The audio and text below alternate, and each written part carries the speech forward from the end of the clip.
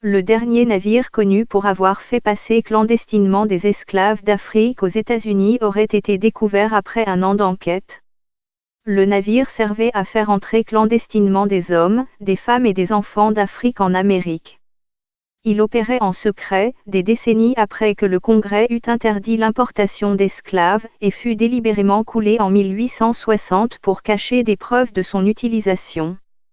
La découverte du Clotilda est une découverte archéologique extraordinaire, a déclaré Lisa Demetropoulos-Jones, directrice exécutive de l'Alabama Historical Commission, HC, à l'agence Associated Press, AP.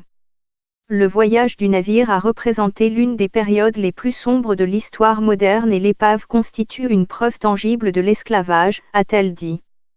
L'esclavage moderne en Grande-Bretagne. Le Clotilda a été découvert par la société d'archéologie Search Institut National de la Consommation, qui a été appelée à l'aide par la Commission historique de l'Alabama pour enquêter sur l'épave, dit la National Geographic Society, qui a signalé la découverte.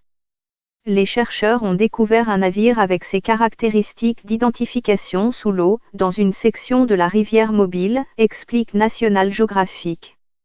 Les dimensions et la construction de l'épave correspondent à celles du Clotilda, tout comme les matériaux de construction, selon la commission.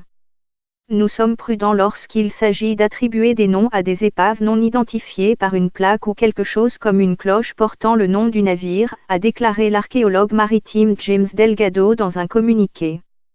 Les États-Unis ont interdit l'importation d'esclaves en 1808, mais la traite des esclaves s'est poursuivie au-delà de cette date, car il y avait encore une demande de travailleurs de la part des propriétaires de plantations du Sud. Un riche propriétaire terrien et constructeur naval de Mobile aurait parié avec des hommes d'affaires du Nord qu'il pourrait faire passer une cargaison d'esclaves africains à la baie de Mobile sous le nez des fonctionnaires fédéraux, selon National Geographic. Le Clotilda a transporté 110 hommes, femmes et enfants du Bénin à l'Alabama en 1860, selon les historiens.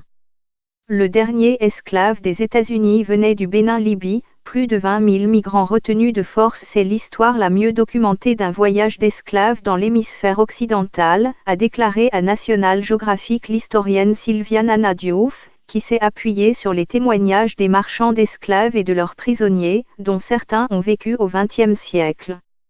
Certains descendants des personnes transportées à bord du navire vivent toujours à proximité, dans une région qui a pris le nom d'Africatown.